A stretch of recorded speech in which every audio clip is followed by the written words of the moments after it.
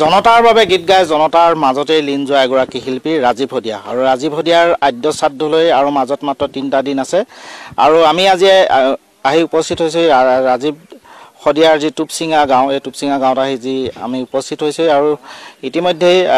9 ফেব্ৰুৱাৰী যি আদ্য শ্ৰাদ্ধৰ কাৰণে সকলো প্ৰকাৰৰ প্ৰস্তুতি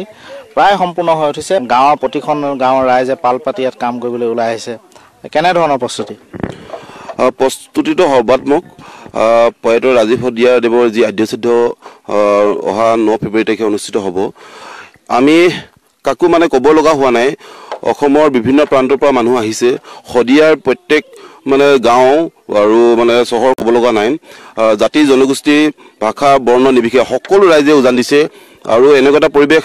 মোৰ জীৱনত মইতো দেখাই নাই মোৰ আগৰ যিসকল আছে তেখেতলোকক হয়তো দেখা নাই চাগে অসমত এইটো বিৰল এটা ইতিহাস হ'ব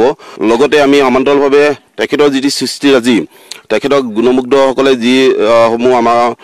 মানে তেওঁলোক হুকবাৰ্তা প্ৰেৰণ কৰিছে বা তেখেতৰ যি বাদ্যযন্ত্ৰ আছে সম্পূৰ্ণ সকলোবোৰ আমি সংৰক্ষণৰ এটা ব্যৱস্থা কৰিছোঁ সকলো ৰাইজে দেখিবলৈ পাব বিভিন্নজন আহিছে আপোনাৰ স্বামী দেৱতাৰ প্ৰয়াত হোৱাৰ পিছত ৰাইজৰ প্ৰতি আপোনাৰ কি আহ্বান হ'ব যেহেতু আদ্য শ্ৰাদ্ধলৈ প্ৰায় 2টা দিন বাকী আছে প্ৰথমে মই সদৌতি অসমবাসীলৈ নমস্কাৰ জনাইছোঁ আমাৰ এই দুখৰ বেলিকা বিভিন্ন প্ৰান্তৰ পৰা বিভিন্ন ঠাইৰ পৰা অজস্ৰ লোক আহি আছে সেই দিনাখনৰ পৰাই আমাৰ দুখত সমভাগী হ'বলৈ আমাৰ দুখৰ বেলিকা এষাৰ মাত দিবলৈ তেওঁলোকক মই ধন্যবাদ জনাইছোঁ কৃতজ্ঞতা জনাইছোঁ আৰু যিসকলে সেই সময়ৰ পৰা আজিলৈ এই মুহূৰ্তলৈকে আমাক বিভিন্ন ধৰণে সহায় সহযোগিতা আগবঢ়াই আছে আমাৰ শদিয়াৰে হওক বা অন্য ঠাইৰে হওক শ্ৰমদান কৰিছেহি বিভিন্ন ধৰণৰ এইবোৰ পেণ্ডেল বনোৱা কাৰ্য বা যিবোৰ চাউল জৰা এইবোৰ প্ৰসাদৰ সামগ্ৰীবোৰ চাফা কৰা আদি সকলোখিনি কাম ৰাইজে কৰিছে আমি তেওঁলোকক ধন্যবাদ জনাইছোঁ আৰু অহা 9 ফেব্ৰুৱাৰী তাৰিখে দেওবাৰে মোৰ স্বামী ৰাজীৱ শদিয়াৰ আদ্য শ্ৰাদ্ধ ৰাজহুৱা আদ্য শ্ৰাদ্ধ আয়োজন কৰা হৈছে আদ্য শ্ৰাদ্ধখনিলৈ মই সকলোকে নিমন্ত্ৰণ জনাইছোঁ সকলোৱে আহিব আপোনালোকৰ উপস্থিতিয়ে আমাক সাহসী কৰি তুলিব আৰু ইতিমধ্যে আমি উল্লেখ কৰিছোঁ যে আদ্য শ্ৰাদ্ধৰ যি প্ৰস্তুতি প্ৰায় সম্পূৰ্ণ হৈ উঠিছে আৰু এই আদ্য শ্ৰাদ্ধৰ প্ৰস্তুতিৰ মাজতে এটা ভাল খবৰ যে ৰাজীৱ শদিয়াৰ তিনিচিকাস্থিত যিডোখৰ মাটি ভেটি দখল কৰিবৰ কাৰণে এটা বণিক চক্ৰই ষড়যন্ত্ৰ কৰিছিলে এই ষড়যন্ত্ৰ উফৰাবৰ কাৰণে ইতিমধ্যে তিনিচিকা জিলা প্ৰশাসন তৎপৰ হৈছে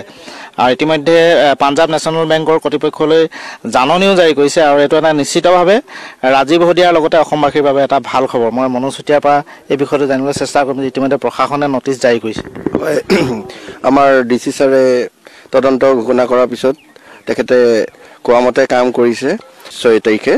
তাৰিখে মোকো মাতিছে পাঞ্জাৱ নেশ্যনেল বেংকৰ চিফ মেনেজাৰক মাতিছে কথাখিনি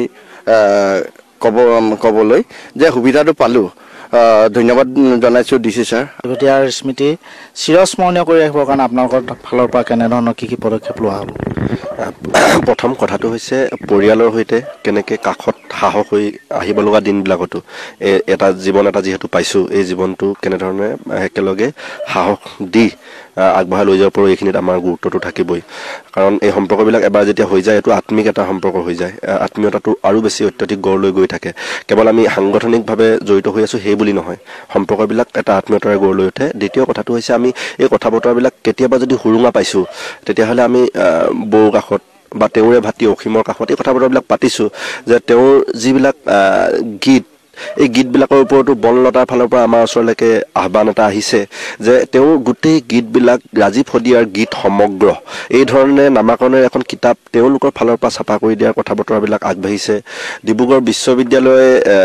গৱেষক ছাত্ৰসকলে সম্পাদনা কৰিবৰ কাৰণে আগ্ৰহ প্ৰকাশ কৰিছে যিহেতু আমি উল্লেখ কৰিছে যে জনতাৰ শিল্পী আৰু জনতাৰ শিল্পী জনতাৰ মাজতে থাকিব লাগিব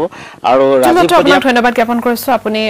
প্ৰয়াত শিল্পী ৰাজীৱ শদিয়াৰ আদ্য শ্ৰাদ্ধৰ প্ৰস্তুতি কেনেধৰণে চলিছে তাৰ পৰা পৰিৱেশ দেখুৱালে পুনৰবাৰ ধন্যবাদ